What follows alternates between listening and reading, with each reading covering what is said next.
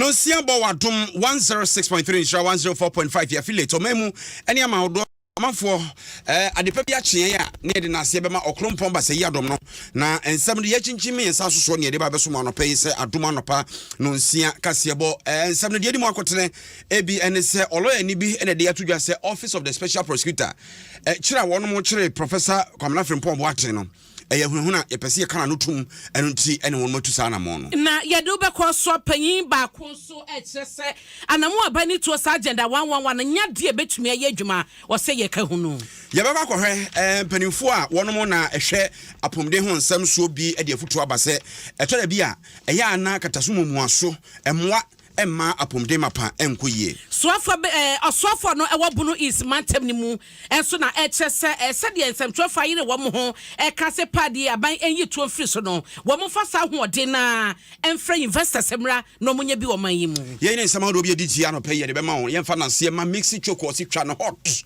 unya bi anopa de nsuohie pa na udi gumu na wo so no a ubogu ubu anse ho den damu ni nyina nkwada num bi so a ebi o madwene mu tihye ne so sa wo bobi na bobi ma oba vortic eni super eso sori anopa opa untwetwere osekra no bonsuo ni bi na fagu oyefuno so samfro ni padua no mu eyiyi mu nkeka wa nyina vortic de ye ni fritete abogafo nsuo no eda so gyina na so Ghana Ace Commission wose mo ani na ho saboa wo no ahwa akote asra ace no eda so onemum ebe kra akone kohwe mo gyam hwe ogyina bre na watimi atu ho na mo papa ebe boa wo DBS Industries ye ne bodan so ma dante apodan ye fe na fe gyina na so kyede ma wo yatete enchense ne so ntia no pay afre 0240844444 na on DBS woni nkomo ni mra bodan so ma Ecobank the Pan African Banks kakra bia papa etu sika sem ase edisika sem ne tu yi uhia abose ye de ma wo double your salary promo no ekoso nti for ketua efie kokum na ye mo ho nta emfama go was good energy fa wo papa pa de obeto no go na ka ni engine na ache atiapo e di amount won madama anopai nana sei Ampofo Abena Abena Opokua Ahweneɛ na kaisa yeshmi live on Facebook Adom 106.3 FM na fe YouTube Adom 106.3 FM ba no ahye no foforo so etimi ahwe etbi yenhyensem na se yehase e de free eye aban ko adubofo soronko special prosecutor na kache na nse tu awtonsa e de frɛ Professor Kwamna Frimpong Boateng se omra me yenhwemu bi emfamfa ne ho na ye sika bi a ye de bo na komo abra na wono ene pani a wona ehwe eye aban anamuntu edefa galamse ho ewo memu meche interministerial committee on illegal mining no esan so no na edwamtireni na wono na sika bia ekwaso ekokosi ne so sika bia de ma no ene ekonfa so di dwuma no na wo so obebu ho akonta na munkyeremu no na ma no ekopie Office of the Special Prosecutor na enkomo no ebaaye no kamia se edi hoyo kakraba nipa bia adwen omontanta bi so ya kire pani no bi so ya tonsa frɛ bi so ye so mekyerɛkyerɛ nsɛm ene ho keka ho ene enano ada yewura kisi ajaben eba bi pie news file so bekyerɛkyerɛ ni nsɛm bebre se yewura Frimpong Boateng to tonsa frɛ no ejirejira niema bebre so no me yesi ye pese mra ye adwuma ne ye frɛ obi abisa ne nsɛm mra kwan so na no nipa bi bo no mo hene dia na entwa yie pani bia ono woye mranimni Justice Abdullahi ena echire mi se papa na to nsa frɛ ne de ono betimi de nsa sibu akase kan ye pese kana no tum so hu eto da bia obehwe no yese krama no nya no nka wa won fe ne se emfa nkyerɛw hwehwemu ampanimfo ye no se nipadom bebre ne wo mu enso hwe papa de kwan a afa so na ese nsɛm bi okeka ye aso de wo mampanin ne na tra ye kese ho nsɛm ba mu nti no aso ogu nipa bi ho finti ne empekɔ bi mfa so enbo ntomago emfa nhyerɛ num nanso ni nyina mu no lawyer kisi Adjei akyerɛ mu se wono de na se mo bɛka ne se papa no to nsa frɛ no mra kwan so eno no wo ye nadwuma nti obi o wo ha wo sa mra kwan so no de na ne constitution mum ena nya mane. We are already doing our investigations of corruption and corruption related matters regarding Galamsey. And then an aspect of it, as you read from my publication way back in October 2022, an aspect was the way this committee was handled and why it was dissolved and the problems associated with this committee. Once again, I'll retreat. Every person who was an officer of this committee is my target because there are allegations against this committee. And so you do not cloak yourself with immunity as far as I'm concerned because someone puts out a report. That report comes to my attention, that is part of my investigation. But merely because someone puts out a report doesn't mean the person is then insulated from the process of the investigation. Now, at the end of the day, as I keep saying, I will then decide who to use as what. If at the end of the investigation I decide that something, we should use something as, we decide that maybe we have to prosecute some people. And then I will decide the way this investigation went and the way the information came to us, let's use something as a prosecution witness. And we would approach you and see if we could use it as a prosecution witness. Or not necessarily because we think you haven't committed anything, but we think that maybe you are a smaller fish to catch a bigger fish. But in the middle of the investigation, when the investigation is so live and ongoing, everyone is fair game for us. Enti no obisi nani said ya kwakoyi asa wo no papa kakrakai bra waboyi obi opetiti akoma atwitwa papa isa de hye ho no ne ho keka wona wo twena bo so se no so emra nanim de ya ne hwɛ sa de no onwuma na edadie Yentu aso emawa wo bekai se ebra covid ebayire oman Ghana komu na chese nipa dodo nya bie na omanpani hyase fellow Ghanaians se wo baako ena obeche Ghana fo bo se covid yade ebay ni nipa dodo nya yade no no ma wo mu efiri mu no abi oman na ne ehunu se eba no apomuden na se bia ya apomuden mu na se bia yade bi betie simu sei na ebema enipa dodo ho ayira wo mu de asa oman ye ka kire na ne saso no wadi susuye ba se owo agenda 111 na eno no eye se ayaresa bia hodo no wo mo ebesi e wo mansi bia mu na ochina bia no se pandemic bi ba yade betwiniti na ye yade a ebedi o mani nya na ebetete o man na ebetumi acha kwa Ghana fa na nyina de a na eno na ebeso asene amya hunu se apamude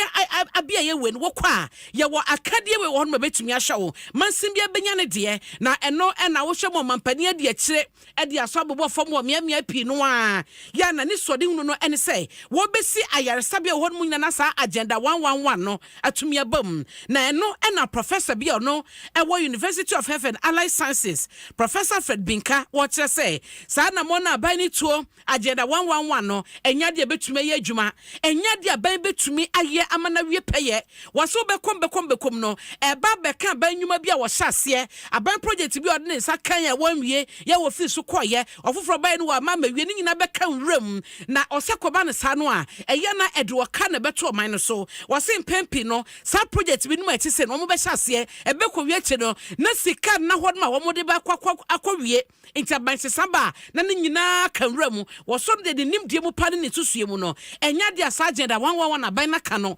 obetumi e de adwuma. The two critical things that we took out from the COVID was that there were not enough health facilities across the country.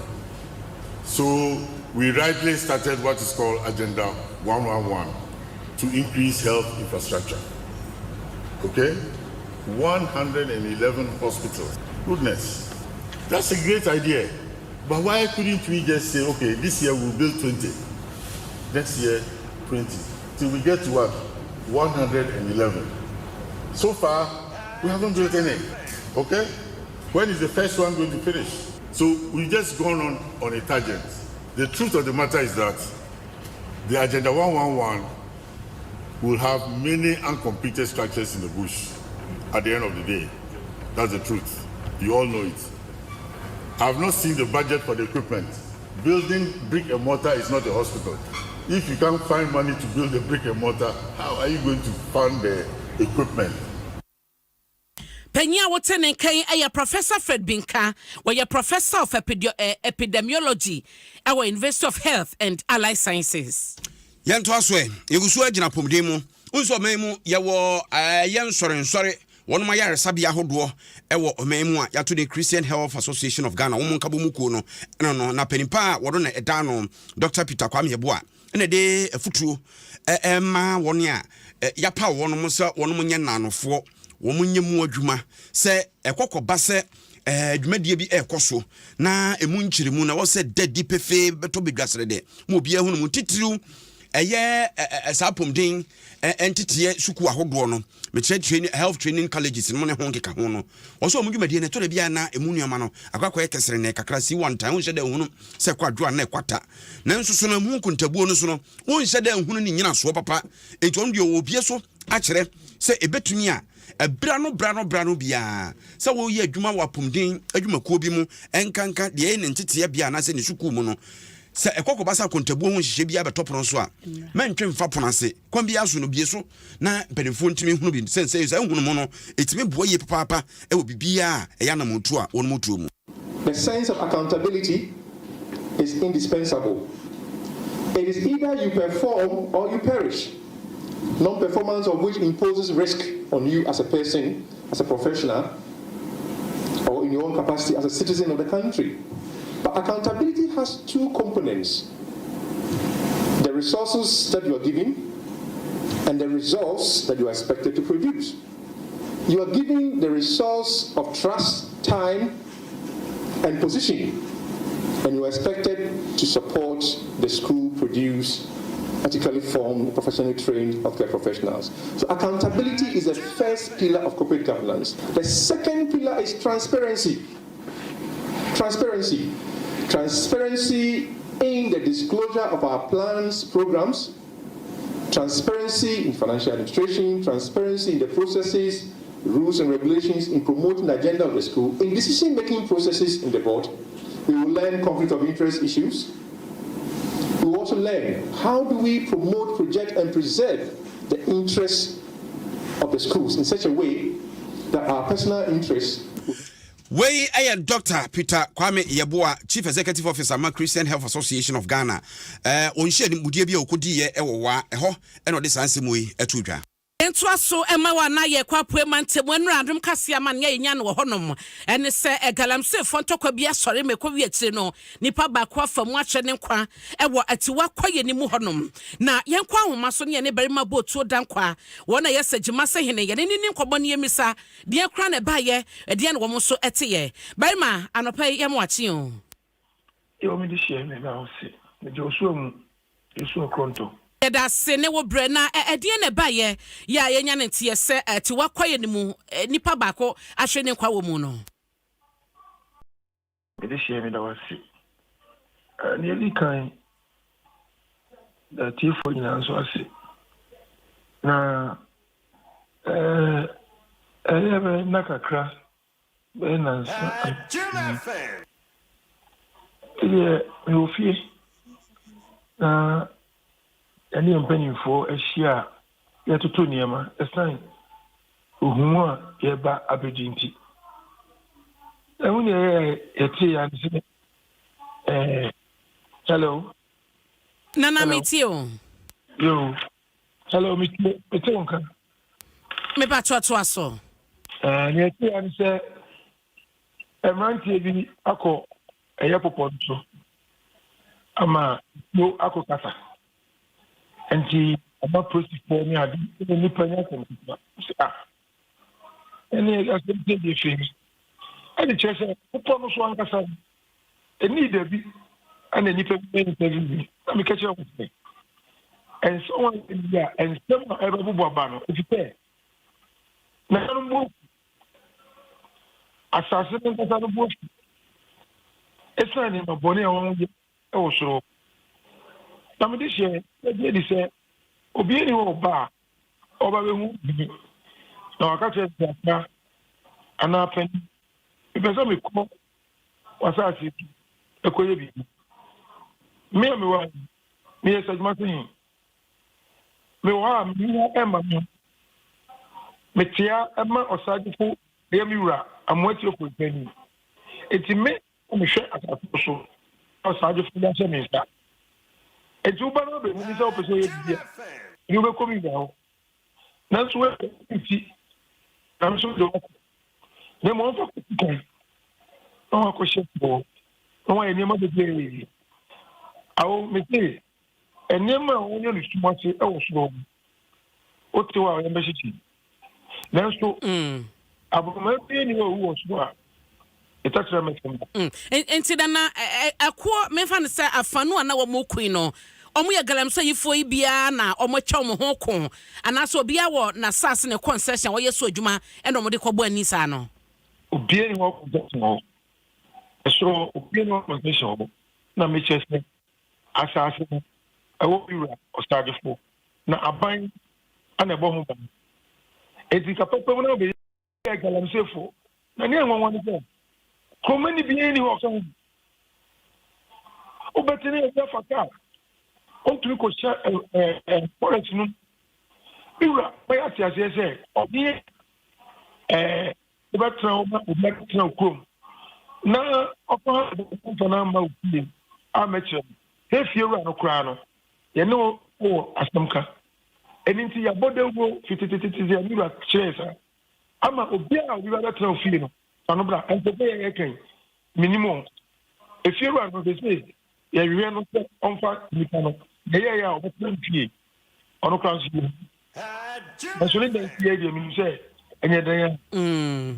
ankofo ni mo bi fie nti abrante ye wo free mu na nkasa nso a wo free wo so ye nya ne tie say ho no na ote sagima se ho enu ni eso mo be chewe ni enu ni eso o wanyi ze wan fa na me chewo na so owu ye no bi mo mama na me pani fo no apo pietra process for ko bi na mo I mention on the call ka on the call for kai I pay after all ya bobo ya no ko muni ni pietra I don't think about ni o man fo dem eni ni pebi to dem ani bo dem aya